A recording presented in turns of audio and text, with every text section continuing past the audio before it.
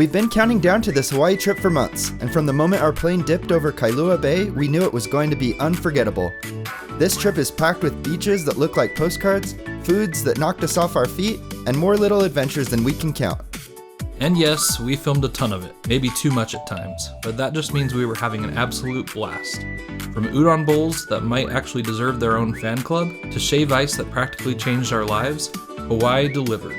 The real question is, which of these treats are worth bringing home to replicate in our studio?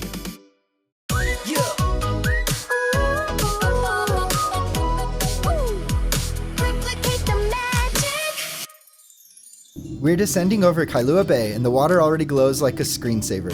From up here, it's tempting to jump straight into the ocean. The wheels touch down in Honolulu and the first breath of warm air hits us. Palm trees sway, the sky is blue, and it instantly feels like vacation has officially started.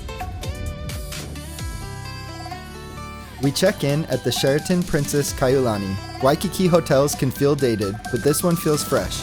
It's simple, comfortable, and just a block from the beach, which is exactly what we want. The room has 2 queen beds and a small balcony. Nothing over the top, but enough space for us to relax and spread out. Our first stop is Marugame Udon. I order the curry nukatama with rich broth, chewy noodles, and tender beef. The first bite is pure comfort. I literally say so good because it really is. This one immediately makes the list of things we want to try to replicate at home. We cut through the Moana surf rider to reach the beach, passing under the huge banyan tree. The sand stretches out and it feels like Waikiki gives us a proper welcome. Floating with Diamond Head in the distance never gets old. It's lively on shore but calm in the water, and we let the waves carry us while boats drift out for sunset cruises. Back at the room, clouds soften the sunset, but even a muted Hawaiian sunset is worth capturing. It's not something we can replicate in the studio, it's an experience you can only find in real life. Day 1 closes with noodles, beach time, and balcony views. Simple and perfect, and we're excited for everything ahead. The morning sky glows over Waikiki as the city wakes up. It feels like the kind of day where good plans fall right into place. We tap our HOLO cards and ride the bus. No parking stress, just windows filled with mountains and ocean as the route winds through tunnels and valleys. We hop off in Kailua for boots and kimos. The line wraps outside and everyone is here for the same thing, pancakes covered in macadamia nut sauce. We order and wait. I go for blueberry with the sauce. Bo chooses a banana mac nut. The pancakes are fluffy and glossy, topped with that sweet macadamia sauce. They're fun to try, but not something we'd come back for. A little too sweet and not quite our favorite. Replicate worthy for our kitchen? Not this time. Still, it's a classic experience if you've never been. The grocery store next door calls our name. We grab taro sweetbread rolls at the Kailua Safeway, which are soft, slightly sweet, and the perfect snack for the beach. We stroll through town to the sandy public beach access path, and suddenly, Kailua Beach opens up like a postcard. This is our happy place. Soft sand, blue sky, turquoise water, mountain backdrop. We swim, float, and definitely film way too much because we can't get enough. On the way back, 7-Eleven becomes lunch. Musubi, sushi, melon creamy soda. Hawaii's 7-Eleven is a snack wonderland, and we love it. Spam musubi is something simple that we're always craving back at home. It's an easy yes, we will be replicating this back in the studio. Afternoon errands take us through Ala Moana Center and Don Quijote, a Hawaiian version of the amazing department store that's all over Japan. We still squeeze in more Waikiki water time before dinner. Ending the day with sandy feet feels like the right move every time. Dinner tonight is at Rainbow Drive-In. I go for the mixed plate with mahi-mahi, barbecue beef, and chicken, while Bo goes for the Simon. The mixed plate is solid, but the Simon doesn't land for me. I didn't realize it would have such a strong seafood flavor. Honest opinion, not every meal can be a winner, but I'll come back again for the mixed plate. Replicate worthy? The mixed plate gets a yes. The Simon, not so much. We finish the day on the balcony with the city glowing. Day 2 wraps up with buses, beaches, and a classic plate lunch kind of comfort.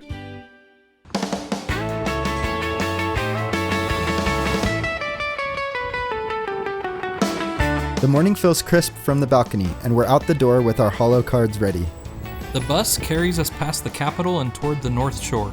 Pineapple fields and mountains stretch out, and even through the windows, it's stunning. Haleʻiwa greets us with surf town charm. We wander through the shops and stop for lunch at Cholo's. I order a chimichanga. Sean gets a burrito. Big portions, but the flavors are just okay. Not replicate worthy for us, but it gets the job done. Dessert makes up for it. Matsumoto shave ice is legendary. We go tropical with lilikoi, guava, and mango over ice cream, topped with a sweetened condensed milk drizzle. The first spoonful is refreshing and sweet, with the ice shaved so fine it melts instantly. Definitely replicate worthy, and we'd love to recreate that snow texture and those syrups. We ride along the coast to Waimea Bay. In winter it's wild, but today it's calm, almost like a lake. We float in the water under the clouds drifting overhead. It's peaceful and feels completely different from Waikiki. Later, we hike the Kapa'ele'ele Trail at Kahana State Park.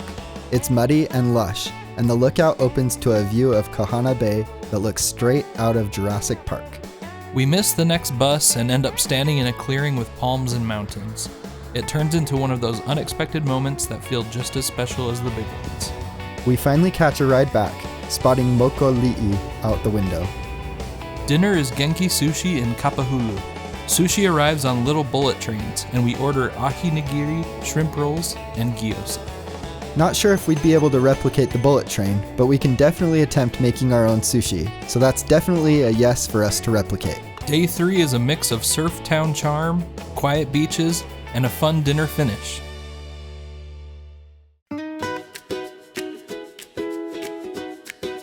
My breakfast choice today is the local platter at the McDonald's by Waikīkī Beach. Spam, eggs, rice, and Portuguese sausage. Sean keeps it classic with spam, eggs, and rice. The first bite is salty, savory, and exactly what I want on a beach morning. A splash of soy sauce over egg and rice ties it all together. Replicate worthy for sure. We love making this at home when we don't have other breakfast plans. We wandered to the sand and wade in that shallow, glassy stretch in front of the Royal Hawaiian Hotel. Palm trees line the shore while Diamond Head peeks over the shoulder of the bay. The water stays knee to waist deep far out, which makes it perfect for floating and filming. We got some great photos and video of the sunrise reflection on the water. Quick walk through the Moana Surfrider courtyard, pool glinting and that giant banyan tree anchoring the view and the beach glowing just beyond. It always feels like our unofficial lobby. Our midday turns into a Kalakaua Avenue stroll, passing street corners, surfers carrying their surfboards, the Royal Hawaiian Center, and a retro VW van that basically begs to be B-roll. This next one gives us Tokyo department store food hall vibes. We ride the escalator down to the basement where we are welcomed into Sticks Asia Food Hall for a look at Noodle Street and the Udon Yama menu. We recommend that you visit this space and try a new food stall every time. Inside DFS Waikiki, we grab some photos of the Aloha neon sign and browse before heading back out to the avenue. Next stop is 88 Tees. Stairs lined with license plates, walls of shirts, and shelves topped with big dolls in island outfits. It's part store, part time capsule. We flip through stacks and hunt for a design that feels like this trip. Afternoon snack mission, 7-Eleven. Freezers full of Japanese ice creams from Samanko and Malona to Coolish, plus Hawaiian sun juices, Pocky, Calbee chips, and our must-have melon creamy soda. We grab some stuff for a little impromptu picnic. Teriyaki spam musubi, a spicy ahi sushi roll, and a curry chicken manapua. We eat on a nearby bench while watching traffic pass by. The first sip of melon creamy soda takes me straight back to Japan, and the musubi is warm and perfect for the curbside lunch vibe. Replicate worthy across the board, especially the musubi and the curry bun. Later, we head back toward Ala Moana Center and make a stop at Daiso. It's travel gear heaven. Rice molds, mesh cases for cables, stapleless staplers, Disney laundry nets, and cute ice cube trays. Quick travel tip from experience. Those mesh zipper pouches keep tech cables and chargers from tangling in your backpack. Total quality of life upgrade. Early evening hunger hits, so we walk to Hula Dog. Purple taro bread toasted from the inside as each bun is heated on a metal spike, then stuffed with sausage, sauces, tropical relishes, and Hawaiian mustard. We go poi dog style with jalapeno garlic lemon sauce, pineapple relish, and lilikoi tangy mustard. The first bite is sweet, savory, and messy in the best way. It's definitely replicate worthy, but we'll have to figure out how to recreate that metal spike. Back in the water for sunset at Waikiki, hotels glow behind us. Diamond Head lines the horizon, and the waves stay gentle enough to float. This is when I capture one of my favorite sunsets.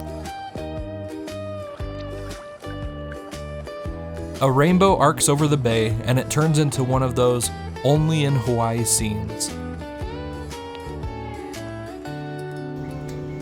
Night falls and we make a Don Quijote run. The Don Pen penguin mascot by the doors, freezers of Japanese ice cream pouches, and full-on grocery aisles, plus a couple of treats for the room. We end the night with a bus ride and a flock of pigeons greeting us at the park. Day 4 is pure Waikiki. Easy breakfast, hours in the ocean, snack discoveries, and a street food dinner that earns a spot on our replicate list.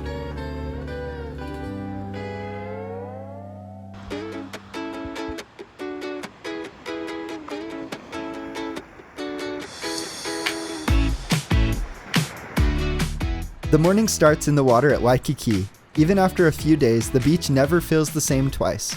The sand is warm, the water sparkles, and Diamond Head frames the horizon. For lunch, we head to Itchy Butt. The name is funny, but the food is serious. I get the curry chicken bowl with rich sauce over rice. Bo orders the garlic chicken bowl, which is crispy and flavorful. We take it to the park across the street. Chickens wander around and the breeze flows through. Both bowls are delicious and definitely replicate worthy. Perfect picnic food. After lunch, we took a bus and walk upward through the neighborhood streets toward Punchbowl Crater. The climb is steep, but the view at the top is unmatched. Honolulu spreads out below with Diamond Head and Waikiki in the distance. The Punchbowl is home to the National Memorial Cemetery of the Pacific. The mosaics and memorials tell powerful stories. It's quiet and meaningful. It's a reminder of the sacrifices of those lost in war.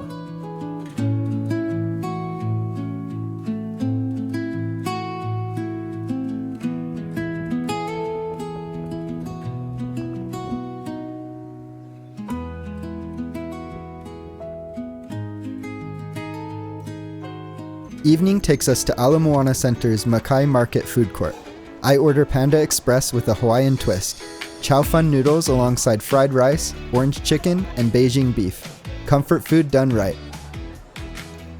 I go for a giant burrito from Senor Pepe's. Messy and filling, exactly what I wanted. Not replicate worthy, but satisfying. A fortune cookie closes the night. You are exactly where you're supposed to be.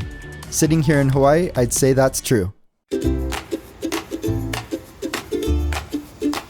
We start with HOLO cards and Bus 13, a transfer to the Country Express, and suddenly the city gives way to open coastline. Our mission today is a bit inspired by Hollywood. Mākaha Beach was one of the filming spots for the new Lilo & Stitch movie.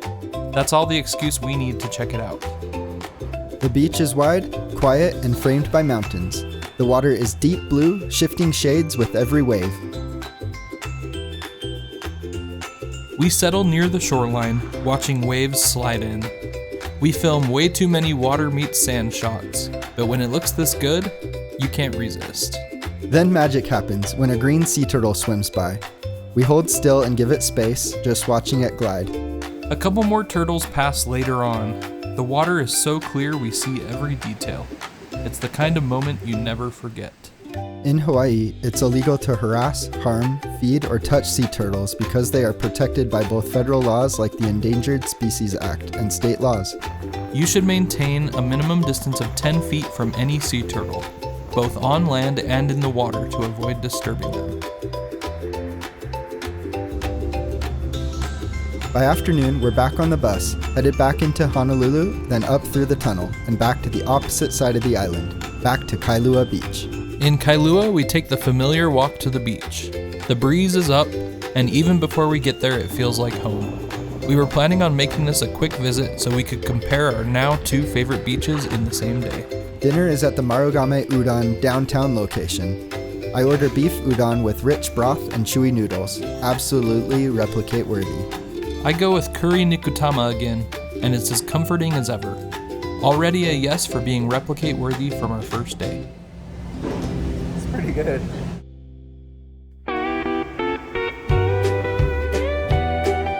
A morning walk leads us to Lulu's above the ABC store. We are seated at an inner table this time, but next visit, we're requesting those Waikiki lookout seats for the view. The breeze flows through while we order. Bo picks the mochi pancakes with haupia syrup. I get Spam fried rice packed with sausage, bacon, and eggs. The pancakes are chewy and sweet without being too much.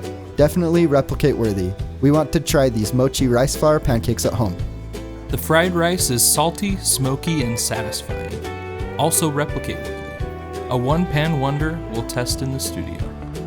After breakfast, we hit the water directly in front of the Royal Hawaiian. It's our favorite spot because it's shallow, the sand is perfect, and it doesn't have too many rocks. The water is ultra blue today, almost unreal. It's perfect for swimming, filming, and just floating. Planes slice overhead, and somehow that makes the moment feel even more cinematic. Afternoon treat, Ululani's Hawaiian Shave Ice. We both get the no ka oi with mango coconut and passion fruit over banana mac nut ice cream. Sweet, tropical, and definitely replicate worthy. We swing by Patagonia Honolulu for a quick stop, then UNIQLO, where we buy a new shoulder bag for Sean, and I find some new travel t-shirt inspiration. Hunger pulls us to Kono's. We both order the burrito bomber with barbecue sauce. It's okay, but overall it's not our favorite. Back on the balcony, we spot an adaptive surf event happening below, inspiring even through a gray sky. We head to Banan for banana soft serve, but the machine is down today. We've had it before and loved it, so we'll save it for next trip. It was a great day, and sadly, we only have tomorrow morning for one more swim before heading back to the airport.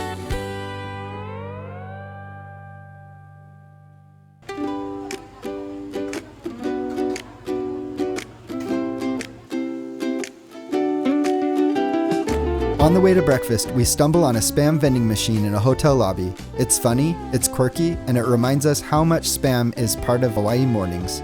We walk to Eggs and Things. Early morning light, quiet sidewalks, and the ocean across the street. It feels right for our last day. We order a fresh strawberry Nutella mochi waffle and a Kailua pork eggs benedict on a toasted taro roll, a sweet and savory send-off. The waffle is chewy inside and crisp outside, topped with strawberries, Nutella, cream, and mac nuts. Replicate worthy for sure. The eggs benedict is smoky, rich, and slightly sweet from the taro roll. Another replicate worthy dish we'll want to test at home. We swap plates and agree that we nailed the order. Eating with Waikiki Beach in view makes it even better.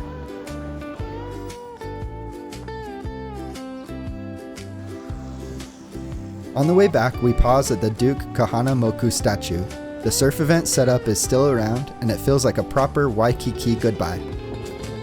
Lunch is a spread from Waikiki Market with sushi, musubi, gyoza, flatbread, pineapple, and drinks. Butter mochi steals the show, both regular and ube. They are dense, chewy, and coconut rich, and are both definitely replicate worthy. Afternoon at the airport still has that Hawaii charm with its open-air walkways, palm trees near the gates, and Diamond Head in the distance. Golden hour lights up the plane as we board. At the end of some trips, I feel ready to get home, but with Hawaii, I never really feel ready to leave. The skyline twinkles below as we take off, one last glimpse of Waikiki and Diamond Head fading into the distance. 8 days of beaches, buses, food, and little discoveries. We've had so much fun, and we already can't wait to come back. And this is just the start. Back in the studio, we've got a list of replicate-worthy projects to try. Subscribe to the channel if you want to see us replicate mochi waffles, butter mochi, taro rolls, and a few Spam ideas. Stay tuned. If you enjoyed tagging along with us, make sure to like and share our video, and join us for the next adventure. Thanks for watching. We're happy to have you here with us. Replicate the magic.